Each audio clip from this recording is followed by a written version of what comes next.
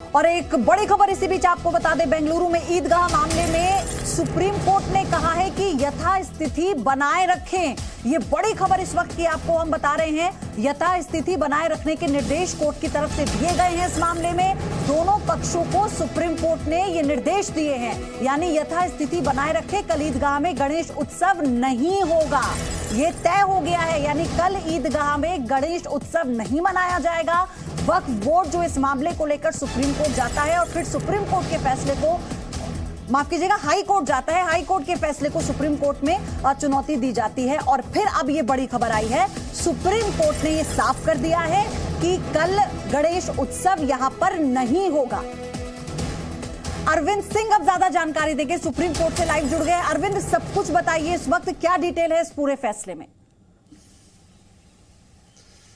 देखिए, जस्टिस इंदिरा बनर्जी ने आदेश पढ़ा है दोनों पक्षों की झिड़क सुनने के बाद में, और उन्होंने कहा कि आज की जो स्थिति है उसके मुताबिक यथास्थिति रहेगी इस पूरे मामले को लेकर दोनों पक्षों की ओर से।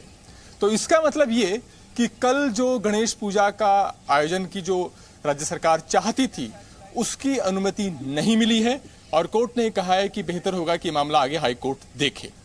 यहां पर राज्य सरकार की तरफ से यह कहा गया था कि जो सुप्रीम कोर्ट का पुराना फैसला है उसके मुताबिक ये बात साफ नहीं होती है कि जमीन का मालिकाना हक वक्फ बोर्ड का है।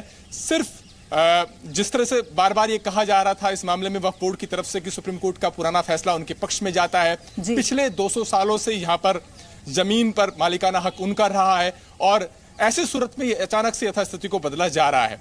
दूसरी ओर जो इस मामले में सरकार की तरफ से जो वकील पेश हुए, मुकुल रोहतगी और तुषार मेहता, उनका यह कहना था कि सिर्फ 2 दिन के लिए ये इजाजत मांगी जा रही है, उसके बाद इस जमीन को वापस जो खेल के मैदान की तरह इस्तेमाल किया जाएगा उसको वापस कर दिया जाएगा। और उन्होंने ये भी कहा कि सुप्रीम कोर्ट का जो पुराना फैसला है वो कहीं पर भी इस बात की तस्दीक नहीं करता कि इस जमीन का मालिकाना हक वक्फ बोर्ड का है। उनका यह भी कहना था कि राजस्व रिकॉर्ड में जमीन सरकार की है, और अगर जमीन पर किसी का मालिकाना हक साबित नहीं हुआ तो इसका मतलब नियमों के मुताबिक ये जमीन सरकार की है।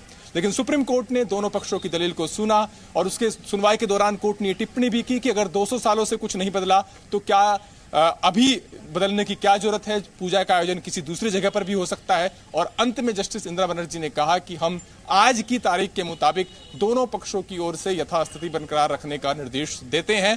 इसका मतलब ये कि ईदगाह मैदान में 2 दिन के लिए जो गणेश पूजा का आयोजन की जो बात चल रही थी, राज्य सरकार ने जो अनुमति दी थी, वो उसकी अनुमति सुप्रीम कोर्ट से नहीं मिली है। वहां पर गणेश पूजा का आयोजन नहीं हो पाएगा।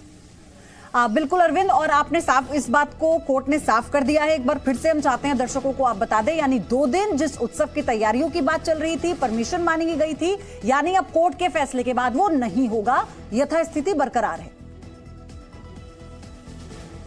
बिल्कुल बिल्कुल प्योधी, सुप्रीम कोर्ट ने साफ कहा है, बहुत ब्रीफ कोर्ट ने ऑर्डर पढ़ा और उसमें साफ कहा है कि आज की तारीख के मुताबिक यथास्थिति दोनों पक्षों की तरफ से रहेगी।